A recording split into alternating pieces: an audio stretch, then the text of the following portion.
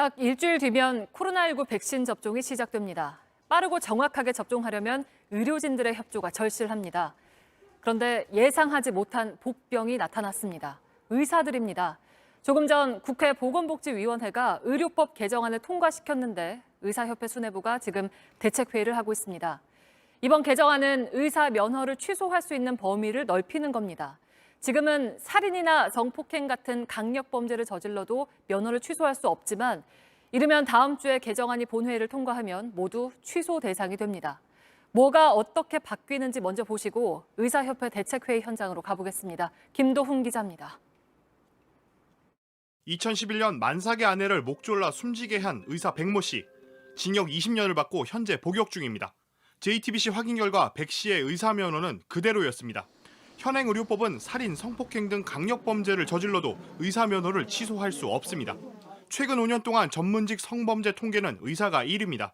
613명이 성범죄를 저질렀습니다. 마취한 여성 환자들을 성추행한 의사들은 지금도 진료실에 있습니다. 지난 2000년 국회는 의료법 위반으로 금고형 이상을 받을 때만 의사 면허가 취소되도록 법을 바꿨습니다.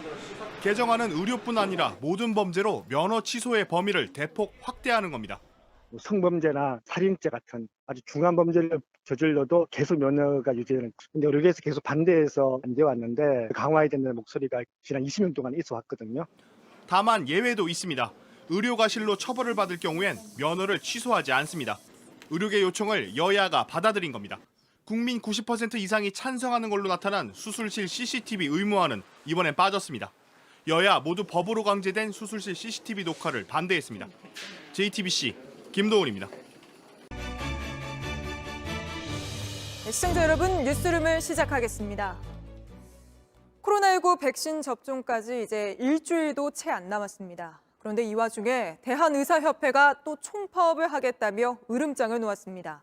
심지어 코로나 백신 접종에 협조하지 말자는 목소리까지 공공연하게 나오고 있습니다. 이러는 이유는 강력범죄를 저질러도 의사 면허는 유지하는 지금의 법을 고치지 말라는 겁니다.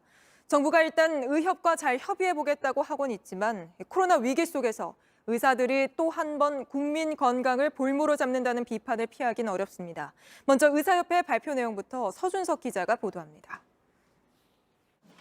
대한의사협회 16개 시도 회장단이 오늘 오후 화상회의를 열었습니다. 의료법 개정안에 반발해 입장을 정리하기 위해서입니다. 2시간 넘는 회의 끝에 회장단은 개정안을 절대 수용할 수 없다고 밝혔습니다. 우리가 수용을 할 수가 없기 때문에 이 법을 우리는 막아야 된다. 막을 수밖에 없다. 국회 법사위에서 개정안이 의결되면 전국 의사 총파업에 돌입하겠다고도 했습니다. 그러면서 회장단은 성명서에 코로나19 백신 접종 협력 지원을 언급하며 대응에 큰 장애를 초래할 것이라고 주장했습니다.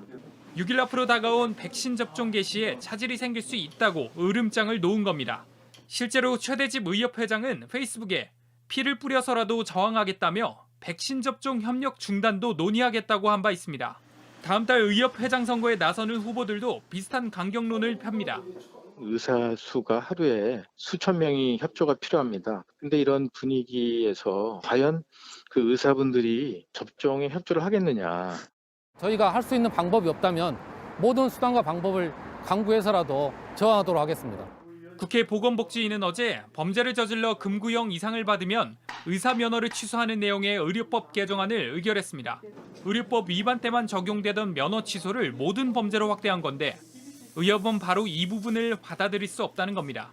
의협의 이 같은 주장에 대해 방역당국은 일단 접종 일정에 차질이 생기지 않도록 잘 협의하겠다고만 밝혔습니다. JTBC 서준석입니다. 의사협회가 예고한 대로 만약 총파업이 벌어진다면 그 여파가 얼마나 클지, 특히 코로나 백신 접종 계획에 차질이 빚어지진 않을지 여러모로 걱정인데요. 이가혁 기자가 한번 따져봤습니다. 일단 오는 26일 시작되는 요양병원과 요양시설 대상자 접종에는 큰 영향이 없을 걸로 보입니다.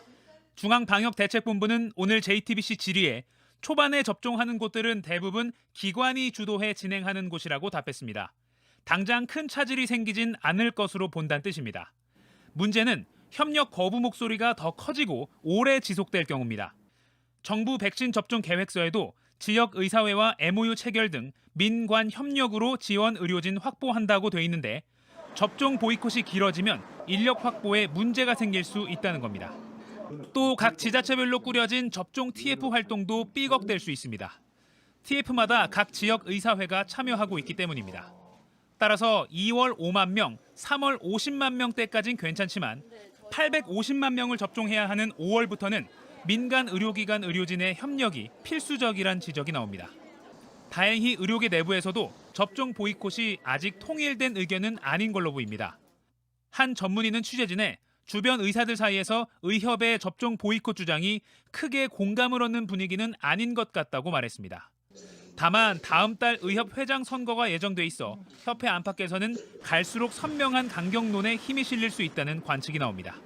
JTBC 이가혁입니다. 정말 모두가 오래 기다려온 백신인데요. 의사협회가 연일 찬물을 끼얹고 있습니다. 오늘 백신 접종으로 정부와 의료계가 머리를 맞대는 자리가 있었는데 여기서 의협이 또 한 번 의료법 개정안이 이번 주 법사위에서 의결되면 백신 접종과 관련한 정부와 의사들 간 협력 체계가 모두 무너질 거라고 했습니다. 최대집 의협 회장은 저희와의 통화에서도 백신 접종은 의사의 의무가 아니다. 그러니 정부가 이걸 하라 마라 강요할 수 없다고 주장했습니다. 범죄 저지른 의사 면허를 박탈하자는 법을 두고 다른 것도 아닌 백신을 볼모 삼았다는 비난이 나옵니다. 서준석 기자입니다. 최대집 의사협회 회장은 국가가 의사에게 백신 접종을 돕도록 강요할 수 없다고 주장했습니다. 이게 우리한테 주어진 의무가 아니란 말이죠. 그러니까 이걸 하라 마라 강요할 수가 없는 거예요. 백신 접종을 하려면 의사가 기본 근무에 더해 따로 시간을 내야 하는 만큼 자발적인 봉사라는 겁니다. 하지만 의사윤리 지침은 의사는 대규모 감염병 발생 시 환자 구호를 위해 적극적인 활동을 벌여야 한다고 규정하고 있습니다. 최 회장은 살인을 저지른 의사도 면허를 유지할 수 있는 현행 면허관리제도에 일부 허점이 있다는 점은 인정했습니다. 다만 의사들이 스스로 징계하고 관리할 수 있도록 해야 한다고 주장했습니다. 여기 의사면허 관리에 큰 어떤 공백이 있다. 그래서 우리가 선진국 의사면허 관리 제도를 도입해서 자율징계권을 달라 그렇게 하고 있는 거 아니에요. 그러면서 이번 주 열릴 국회 법사위에서 의료법 개정안이 통과될 경우 즉시 총파업하겠다고 했습니다. 기존 진료 업무도 못하게 되는데 무슨 코로나19 어떤 진료 지원이나 백신 접종 업무 지원도 그게 되겠습니까? 이에 대해 정세균 총리는 불법적인 집단 행동이 현실화된다면 단호히 대처할 것이라고 밝혔습니다. JTBC 서준석입니다. 강력범죄를 저지른 의사는 면허를 취소하도록 한 의료법 개정안을 놓고 의사협회의 반발이 계속되고 있습니다. 개정안이 그대로 국회를 통과하면 총파업을 하겠다는 입장을 철회하지 않고 있습니다. 비판을 의식해서인지 파업을 강행하겠다거나 백신 접종을 돕지 않겠다는 등의 말은 아끼고 있지만 여당을 향해선 막말도 나왔습니다. 윤재영 기자입니다. 의사협회는 사흘 전 의료법 개정안이 국회 법제사법위원회에서 의결되면 총파업에 나서겠다는 성명을 냈습니다. 다만 오늘 통화에서는 확정된 건 없다고 했습니다. 부분이 언급은 됐지만 총파업이라든지 집단 단체 행동에 대해서 아직 결정된 바는 없습니다.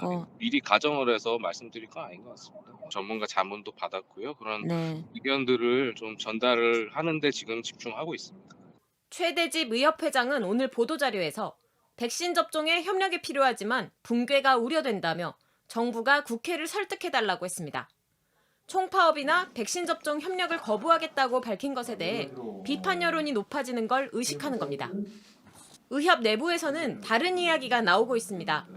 유태욱 대한가정의학과 의사회장은 파업 여부는 전체 회원의 뜻을 물어 정해야 한다고 주장했습니다.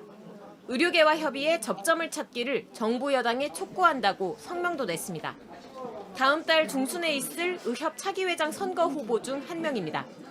과격한 막말도 나왔습니다.